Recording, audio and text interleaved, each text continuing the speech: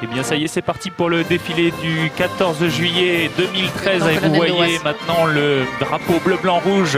Vous allez les Français, mesdames et messieurs les Français, la patrouille de France se présente à vous, emmenée par le lieutenant-colonel Raphaël Nal. Eh bien vous allez découvrir une armée d'avant-garde, une armée fière de son histoire. Ça va très vite, on va passer au-dessus de vous, Marie. C'est absolument sublime ce que je vois. Michel Drucker. Paris vu dans ces conditions, c'est vraiment un moment de rêve. La plus belle ville du monde, la patrouille la plus célèbre. Nous passons, je le répète, à 550 km/h au-dessus de la tribune. Je suis le deuxième avion à droite du pilote. Nous sommes déjà au-dessus de Notre-Dame. Nous allons maintenant aller vers un cap sud-est, vers Troyes. Nous allons monter à 10 000 mètres d'altitude. Nous allons descendre du côté de Dijon. Et puis Lyon, la vallée du Rhône, Valence, Orange, le Ventoux. Je vous retrouve au-dessus du Ventoux dans une petite heure. Et vers midi, depuis Salon de Provence, je vous laisse avec le défilé aérien. Tous les beaux avions qui s'annoncent sont derrière moi. Bon défilé, à tout à l'heure. Merci Michel, extraordinaire, extraordinaire. Ça a très bien fonctionné, on vous a bien entendu. Image splendide de ce passage de la patrouille de France au-dessus de la tribune officielle.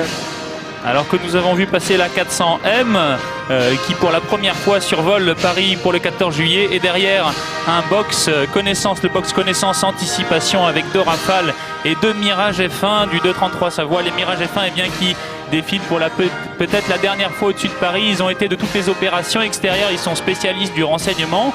Cette mission sera reprise par le très polyvalent Rafale qui a déployé cette année au Mali eh bien, son nouveau poste de reconnaissance. Ça donnera ces nouvelles capacités eh bien, de reconnaissance du futur. Donc vous voyez ces glorieux Mirage F1.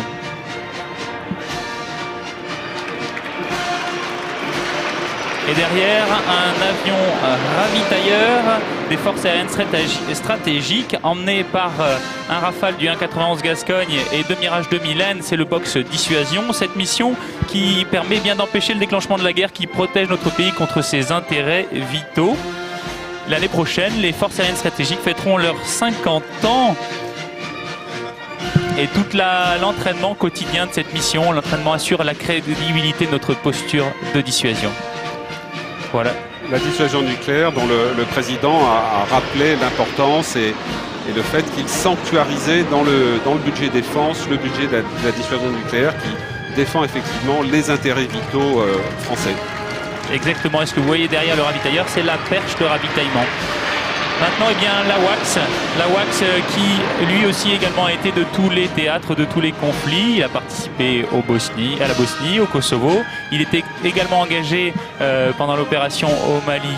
Ce que vous voyez sur la droite, c'est un ralenti de la 400M, la 400M qui est une glorieuse coopération européenne. Derrière l'AWACS, eh bien, vous avez des avions Mirage 2000-5, Rafale, Mirage 2000 RDI qui assurent la posture permanente de sûreté. Ils protègent le ciel aérien français. Ils sont là en permanence, prêts à décoller H24 dans des temps records pour protéger notre espace aérien. L'avion AWACS avec sa tour de contrôle bien permet d'avoir une grande détection. Et Michel Drucker dans son Alpha Jet, je crois que c'était la fumée bleue dont vous nous aviez parlé. Exactement, là vous avez un gros plan sur l'Alpha Jet de Michel Drucker. Et maintenant le box intervention à la mer avec la marine, bras armé du porte-avions Charles de Gaulle qui est actuellement à la mer. Derrière un Falcon 50 de la flottille 24F qui est un avion de patrouille et de surveillance et d'intervention maritime. Il fait de la lutte contre le narcotrafic, il effectue le contrôle des pêches et il s'occupe de la zone économique exclusive également. Vous voyez la crosse eh bien, de ces super étendards et de ces rafales marines renforcées. Tout de suite derrière, eh bien, des Rafales, un Rafale du 1-7 Provence, un Mirage 2000 RDI de l'escadron de chasse de 5 Île-de-France et 2 Typhoon allemands. Ces avions eh bien, mettent en valeur le traité de l'Elysée, cette coopération. 50e anniversaire, hein, on le rappelle, hein, signé en 63 entre la RFA et la France, entre Adenauer et De Gaulle. Exactement. Qui mettent en valeur cette coopération pour la paix entre nos deux pays. Plusieurs pays européens sont dotés de Typhoon d'ailleurs. Exactement, oui, tout à fait. Le Royaume-Uni, l'Italie, l'Allemagne notamment.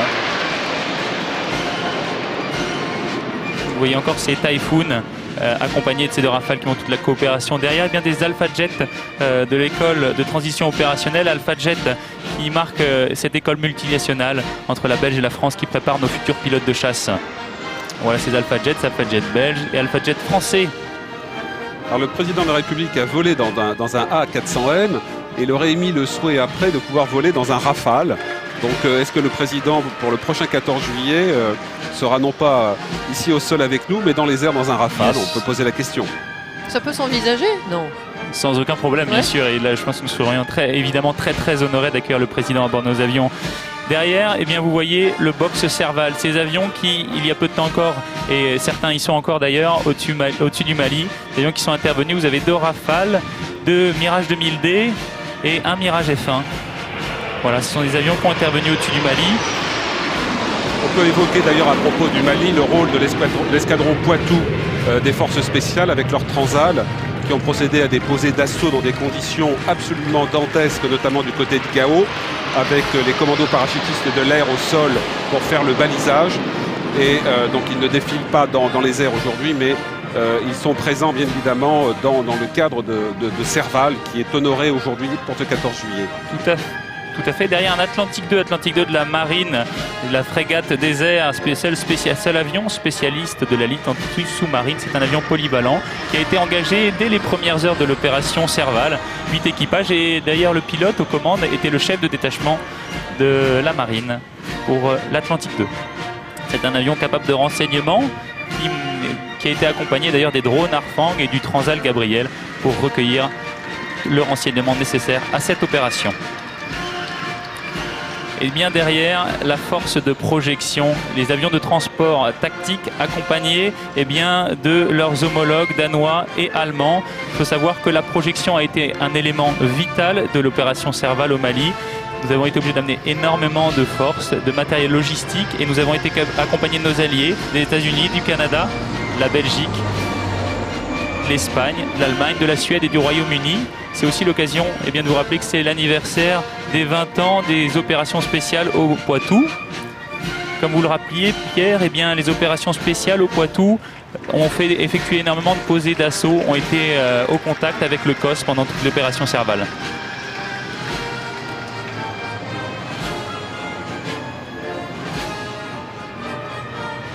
Voilà, derrière ces C-160, les CASA 235 du Ventoux et du Vercors. Ces avions également ont été particulièrement engagés au Mali et le sont toujours. Nous avons un CASA d'alerte pour l'alerte médicale positionné au Mali. Ils ont effectué énormément de posées d'assaut à Gao, à Tombouctou, à Tessalit. Ils ont été extrêmement engagés pour le Serval cette année. Derrière les Xingu, l'école de formation de transport de l'armée de l'air, c'est Xingu qui forment nos futurs pilotes de transport qui formeront nos futurs pilotes d'A400M, le nouvel avion de projection que vous avez vu défiler au début, cet avion que l'armée de l'air attend pour avoir ses capacités de projection. C'est Xingu, avion qui décolle habituellement d'Avord.